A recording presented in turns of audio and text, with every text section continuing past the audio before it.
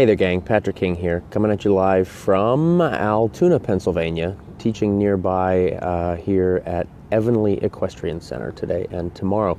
We've got a pretty interesting question that came in from Giselle, and this is a question similar to a lot of questions that pop up as I travel around the country and around the world teaching, talking about stress and anxiety with our horses.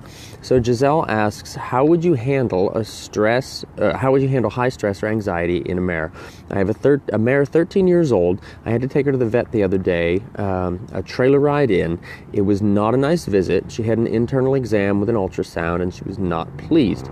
Now when we bring her out to brush her or just visit with her, she has a stress attack. She wasn't bad yesterday until the truck started up, and then she just came unglued. She kicked her hind legs, swished her tail, pawed, pooped, danced around, bit the rail, threw her lead rope around, and more. Sounds pretty intense. She will do this sometimes in the summer when she knows she's going somewhere also. Do I ignore it, redirect her attention by walking her, or what would be your opinion? I know that stress is bad in any ideas. So, number one, it sounds like this is a horse that does not handle stress situations or handle her own emotional stress very well at all in the first place. So I don't know that this is exclusive of the veterinary challenge, honestly. But what we want to think about is when a horse has got this much anxiety, this much stress, we want to really keep in mind kind of the dominant state of the nervous system in this case. We talk about the two different dominant states, the sympathetic state and then the parasympathetic state. We would say that the sympathetic state is where survival exists, fight or flight, right? And if we'd really look at it, it's fight, flight, fidget, or faint. Or freeze. Fight, flight, freeze, fidget, or faint. Those are all responses that we tend to get from a horse in that anxious situation. And then when we look at the parasympathetic state, that's where kind of my friend Wendy Murdoch refers to it as the rest and digest state. That's where learning actually happens. So in these high anxiety states that we're talking about, and like Giselle said, when her mare heard the truck start, and she kind of got pretty upset, started kicking out and going through all the other things that she mentioned, that's more like a post-traumatic stress disorder sort of sounding idea. So that seems to me, without seeing it, that definitely sounds like an association rather than a learned behavior, right? We want to think about that. Association can often be stronger and more difficult to work through than a learned behavior. A learned behavior is something that we teach a horse, something that we educate a horse about. And that happens in the parasympathetic state of the nervous system. That happens when the mind is relaxed. Learning happens in kind of that transitionary period, really, between relaxation and mild stress. So between the sympathetic and the parasympathetic state. But the learning itself, the acceptance of the learning, happens in the parasympathetic state. So it happens within, we'd say, the relaxation.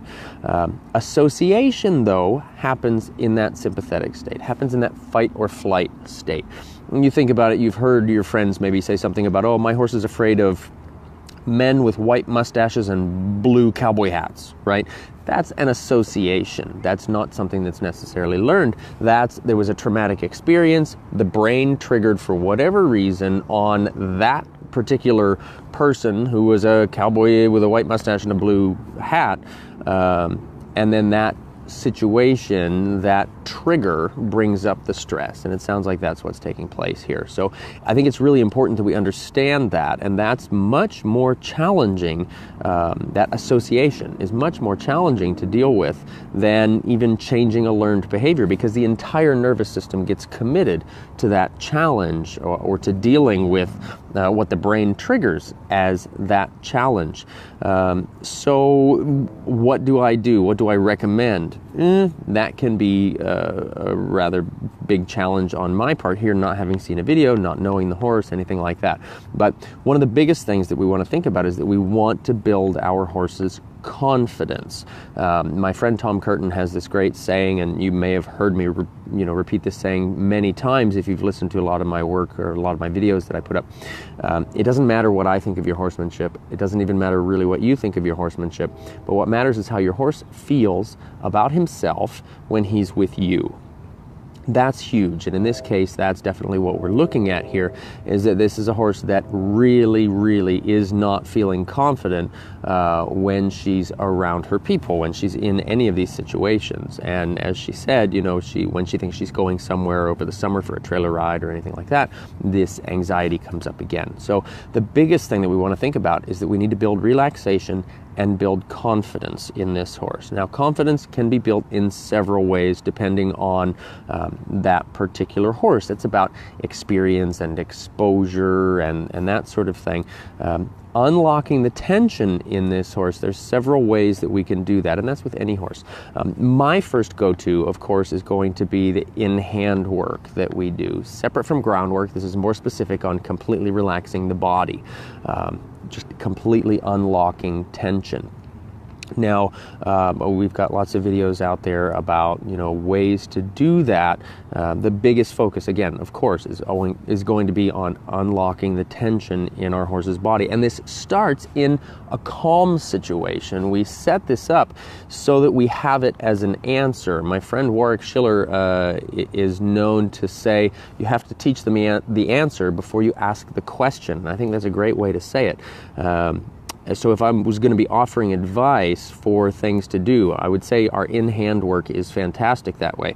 And speaking of my friend Warwick Schiller has some great content, some great videos and insight on focus work that he does with the horses to help unlock and release tension. My friend Anna Blake talks about calming signals. Both of those folks are folks that you can look up in my podcasts. They talk at length about those in our long podcast that we did that way. I also recommend some bodywork things like the Masterson method, the Tellington touch, things like that.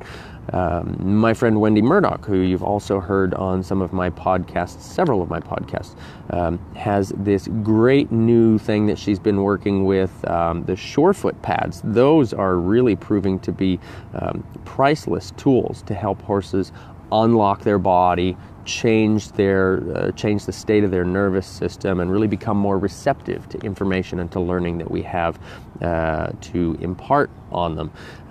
And these situations are also spots where we would think about positive reinforcement tools, like clicker training, things like that. I don't often recommend that for horses, simply because I've seen that kind of work in challenging ways where horses sometimes will start to offer lots of different behaviors hoping for a cookie. But in these high stress situations, it does seem that positive reinforcement in this way is really great for helping to change the state of the nervous system that way, really bringing the mind into different situations. Now, we've all seen horses that can't even think about a cookie, can't even think about food in a situation like that. So I'm not saying that it works with every horse in this situation. From my own experience, I'm not knocking it, I'm just simply saying from my own experience. But that would be something potentially, Giselle, that I would also recommend for your horse. So thinking about a lot of options there. But again, it's going to come down to, as my friend Warwick Schiller says, teach them the answer before we ask the question. It's going to come down to really working a lot on unlocking the tension and building the confidence in stress-free situations before we head into those stressful situations. So I hope that this is helpful for you in helping your mare, and I hope this is potentially helpful for anybody else out there who might be dealing with such a situation with your horse. So if this is the case, if this has been helpful, please feel free, share this video, leave us a comment, anything like that. If you've got a friend that you think maybe needs to hear some information like this, please feel free, share this video directly with them or tag them in the comment section. I'm getting back into now more of our almost daily questions and talking about horses. So if you've got any type of question that pertains to horses or horsemanship or, anything along those lines, feel free, submit them in the comment section below this video here. Send me an email, send me a text message, send us a message on Facebook or through any of our social media sites.